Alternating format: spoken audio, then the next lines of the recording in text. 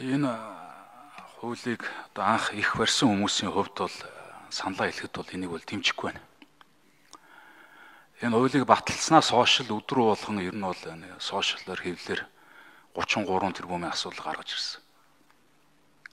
2-7 хоногийн өмнө чуулганаар энэ асуудал одоо энэ хэвлэл мэдээллийн шахалтаар хууль хяналтын байгууллагаар чуулганаар орж ирсэн. Ялагчин тогтоолыг тэр шинжээчийн дүгнэлтэн дээр үнэлж гаргасан. Шинжээчийн дүгнэлтийг Монгол банкны шинжээч хийсэн. За ухаандаа бол ингээд 7 хоногийн дараа 2-7 хоногийн дараа энэ асуудал өнөдр чуулганаар орж ирж байна л да. Би одоо мэдгүй захиалагч нь одоо банкуд юм уу Монгол банкын мөнгөд боо эргэлзэж байна. Энэ сая манай Монгол банкны эрхлэгч ярьж байгаа юм тэрээс үнэтэй нийцэхгүй хэдэн зүйл байна. Өнөөдөр энэ хуулийг хэрэгжүүлснээр иргэдэд ашигтай. Цөөн хэдэн банкны эздэд биш. Та үнэлгээн дээр нэлээ санаа зовж явах шиг байна. Харин ч үнэлгээ хямд байгаа дээр иргэдэд хямдханаар авах, хувьцаагаа үнэтэй болгох тийм боломж нэгдэх. Тийм учраас та банкны эзэдийн төлөө биш, харин иргэдийнхэн төлөө илүү үйлчлдэг баймаар санагдаж байна. 500-600 тэрбум төгрөг нэлээ хэмжээний мөнгө юм шиг яригдж байна. Энэ бол их хэмжээний мөнгө биш ээ. Бараг 10-аад их найд төгрөгийн, 18 их найд төгрөгийн хадгаламж банкуд төр чинь байж байна. Энэ залуучууд одоо наад хөвчлөж орох гээд мөнгөө бэлдээ сууж байна. Гаднаас хөрөнгө босгоо сууж байна. Бид нар өнөөдөр гадаадын хөрөнгө олох хэрэгтэй шүү дээ. Тэгээ яг бидний үгсэд байгаа тэр гадаадын хөрөнгө оруулалт чинь манай энэ өндөр өсөлтөд стратегийн салбарт оруулж ирэхээр бэлтгэсэн байхад өнөөдөр энэ хойшлуулнаа, эсвэл болиулнаа, ингээл нэг жонхууруулах юм болоо яваад байна л да. Тэгээ энийг бол дэмжих боломжгүй байна.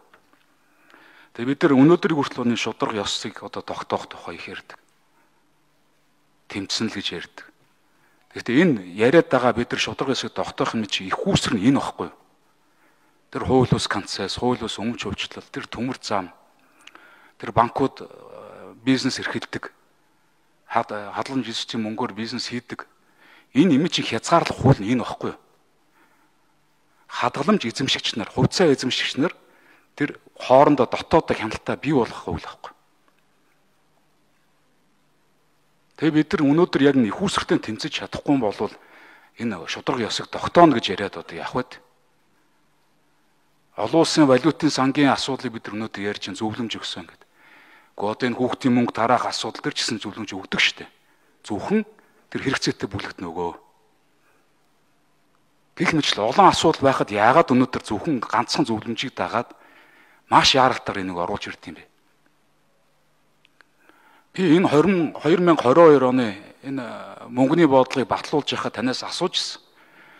Та инфляцийн түвшний 6.5% барина гэж надад амлаж ирсэн. Яг энэ тэнхэнд. Тэгээ инфляцийн түвшин чи 15-6% хүрчлээ. Валютын анш 10% алдчихлаа. Энэ дээр ямар ч арга хэмжээ авахгүй байж ич 2-3 эзний асуудал болонгууд маш яаралтайгаар ингэж орж ирдэг ямар учиртай юм бэ? Бухимдчих шүү болох сүрэн дарга. Их хурлаа хүндлэмээр шүү. Та хуулийг биелүүлэх ёстой болохоос биш, валютын сангийн зөвлөмжийг биелүүлэх ёстой хүн биш шүү та.